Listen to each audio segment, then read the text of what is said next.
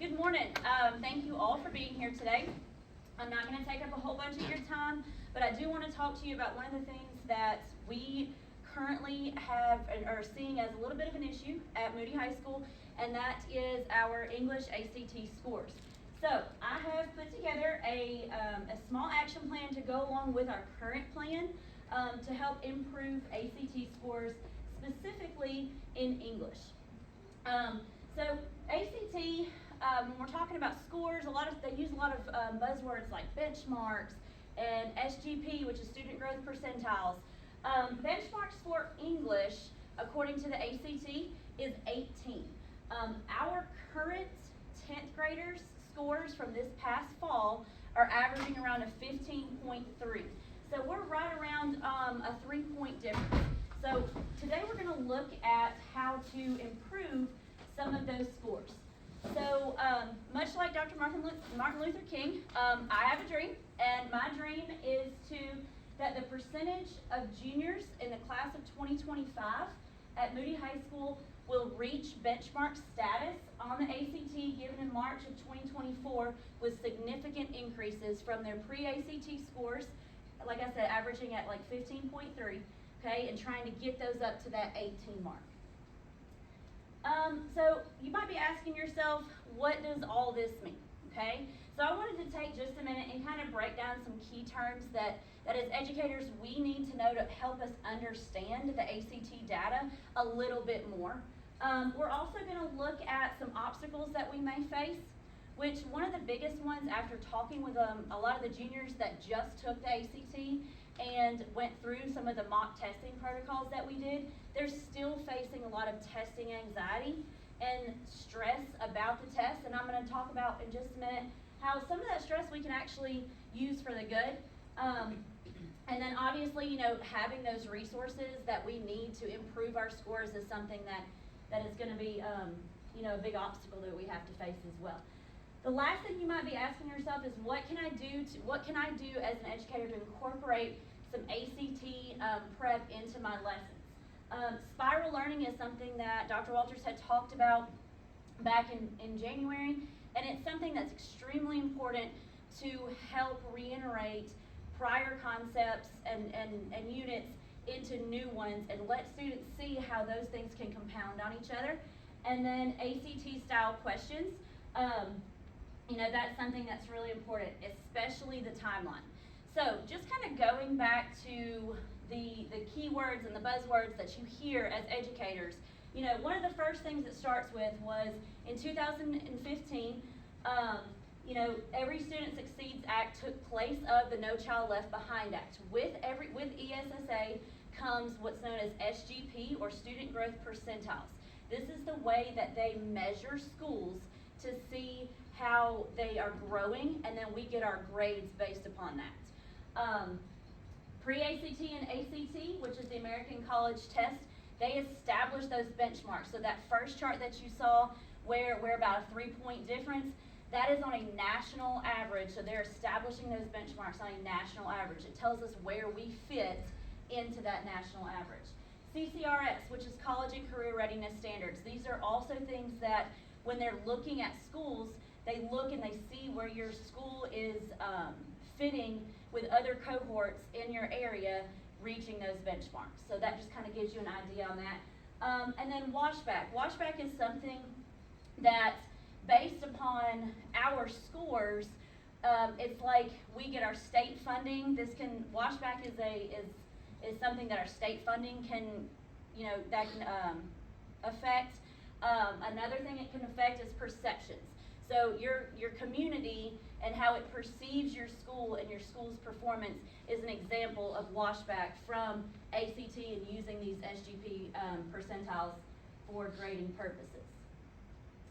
All right, so one of the things that I want to bring into this year is a lot more focus on stress, testing anxiety, and how to help our students work through some of these different areas. So one thing I want you to do right now is I want everybody to close your eyes. I want you to inhale through your nose for 4 seconds. Hold for 7.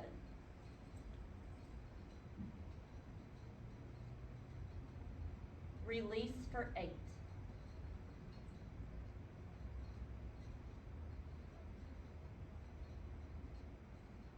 You can open your eyes. How do you feel? Feel okay? All right. Y'all ready to start your Monday now? Ready. Good. All right. So that is just one little technique that we can do to help our students if they are struggling in a test. Breathing is one of the biggest things when trying to release stress. And these are some things that I want to bring into our action plan for the fall. Okay? Now, we also know that stress, what happens when your body is under stress is you start to release cortisol. Okay? Cortisol, high levels of cortisol in your body actually inhibits your performance and your testing abilities. Okay? So being able to regulate those levels of cortisol is something that we need to do, and we need to help our students do. And to do that, we have to put them in stressful situations. We have to give them time tests. Just like anytime you're training for anything, you have to put your body through levels of stress so that you can start to get an equilibrium as you're going through that. So this is just my action plan for the fall. The pre-ACT assessment is actually set for October 18th. So, and then from there we're going to work on some mental health. We're going to see a lot of mental health, including educators. Okay, this is one thing that I want to pull into the action plan as well, and that's mental health for educators. One thing I also want to do in August, on those days when we come back, is every group get together and y'all establish a pacing guide.